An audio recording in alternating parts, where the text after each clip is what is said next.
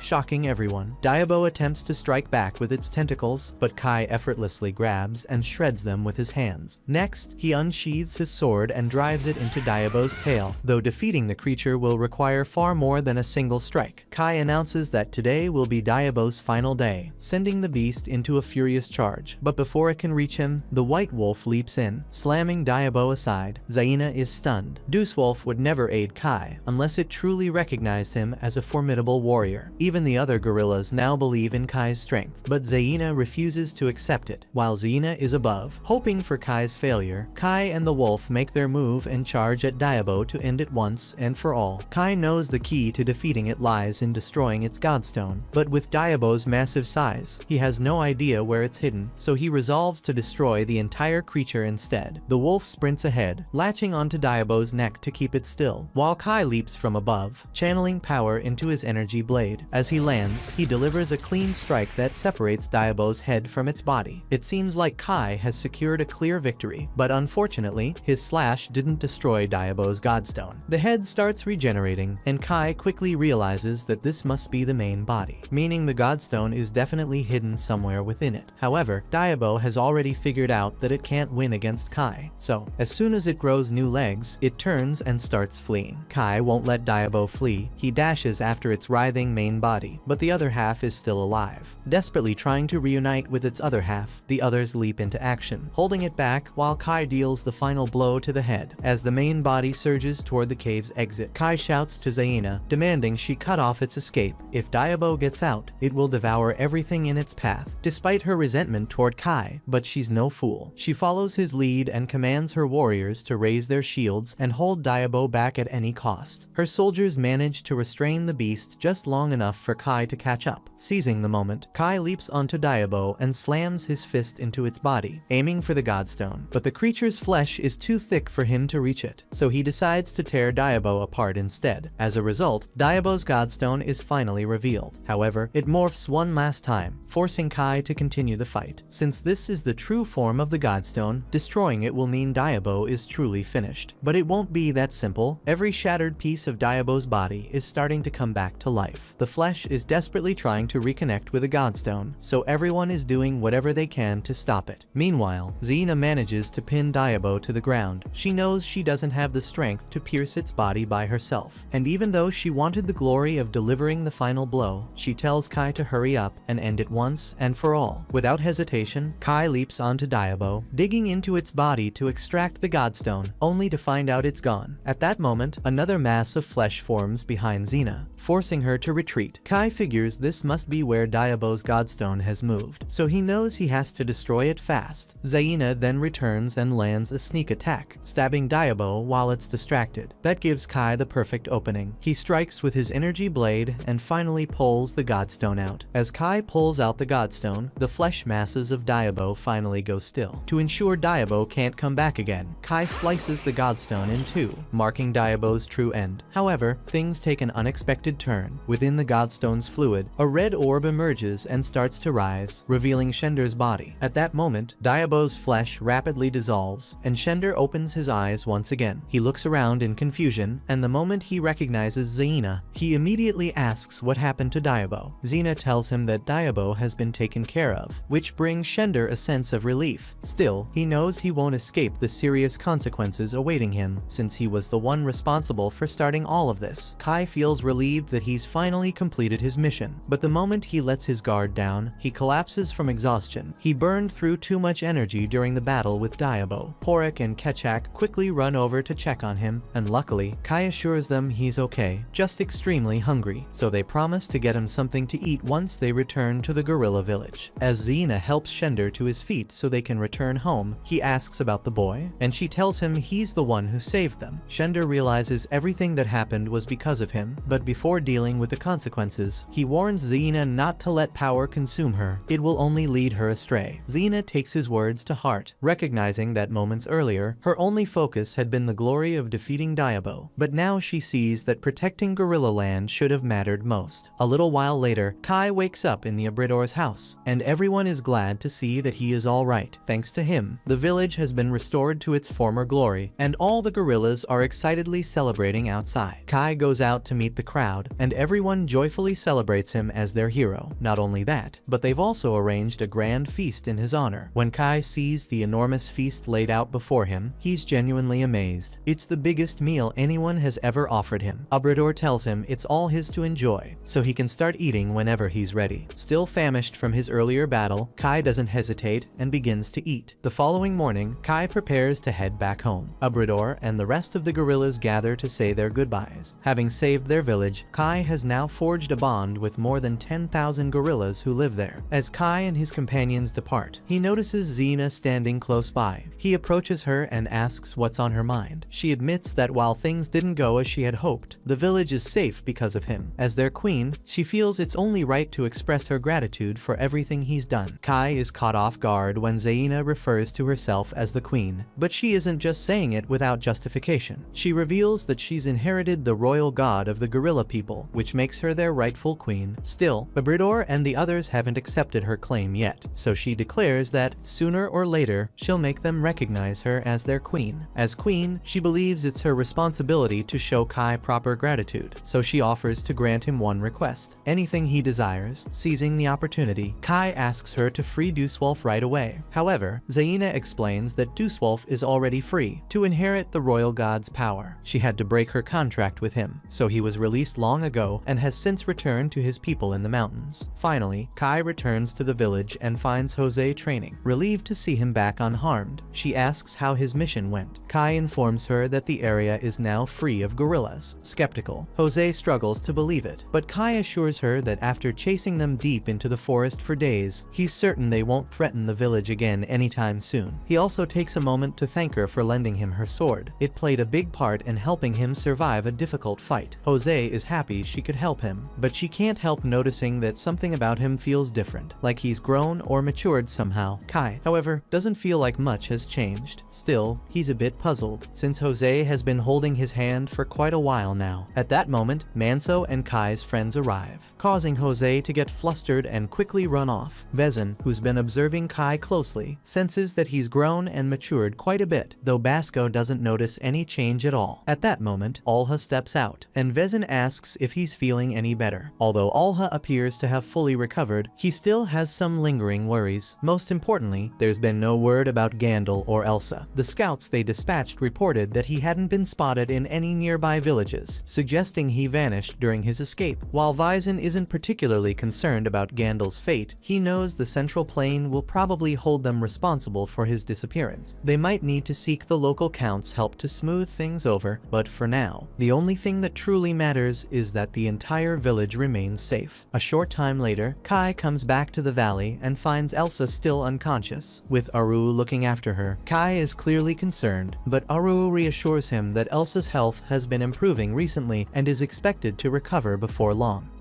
That was the end. Watch this next video on screen and subscribe to not miss more recaps.